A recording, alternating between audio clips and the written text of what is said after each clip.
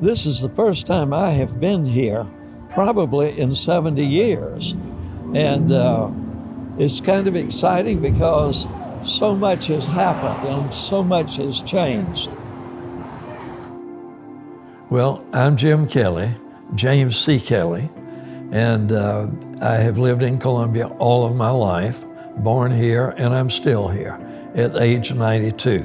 My family moved to the Oliver Gospel Mission, I believe it was in 1950, and we stayed there until 54, I believe it was.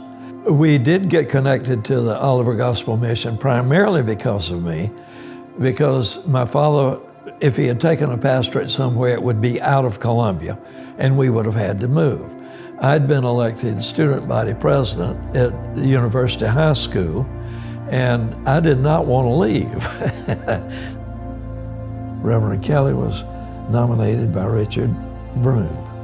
Reverend C.M. Kelly was elected. There being no further business, the meeting was adjourned. It's kind of fulfilling that he had that role, and it's a little emotional to read about it. Would have been. My dad was quite a man, he really was. My father really was not religious at all. In fact, he was a cigar-smoking, beer-drinking prize fighter. There was a revival going on at Whaley Street Methodist Church. He changed his life totally, and he felt the call to preach. He was only 19 years old, already married. So my dad decided to start a church, and it was organized in the Oliver Gospel Mission. All right. And this is an area that is still the same size, I think, but things look a little different because this was the chapel. And my father held services here every Sunday afternoon at 3 o'clock. And we, my brothers and I, were compelled to attend. So, I do believe that part of the mission of the Oliver Gospel Mission was to offer a church service to people who may not have one. You could come as you were, right off the street. And this is an area that I spent a lot of time in, and actually, I don't think we can, but I'd like to go down there.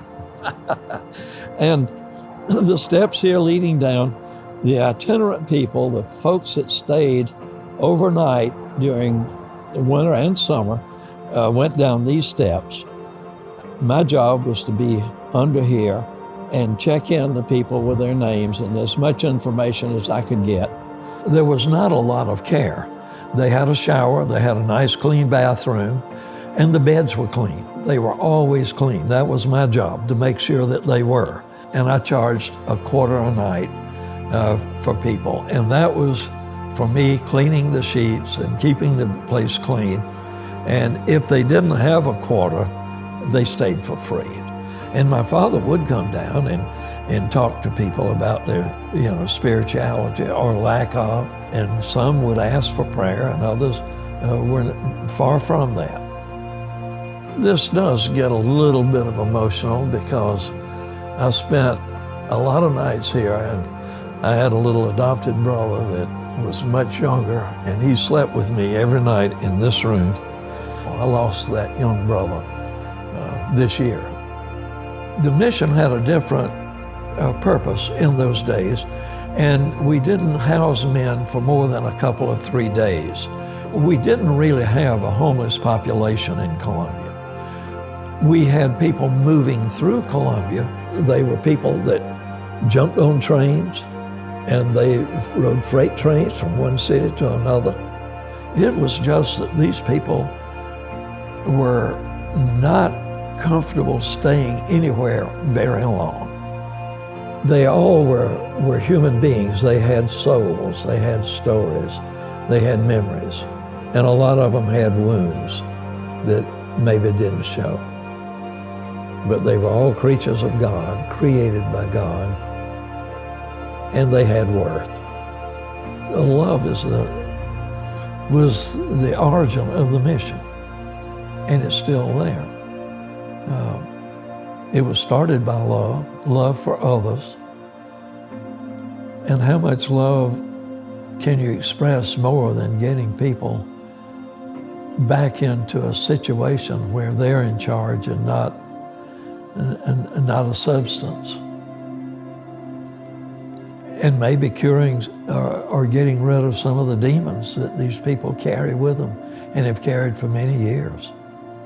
I think the reason Oliver Gospel Mission is still here after 138 years is because it's been successful in all of those years in elevating people's lives through the love of Christ. I'm grateful that the mission was here, is still here, serving the mission of loving people in Christ's name.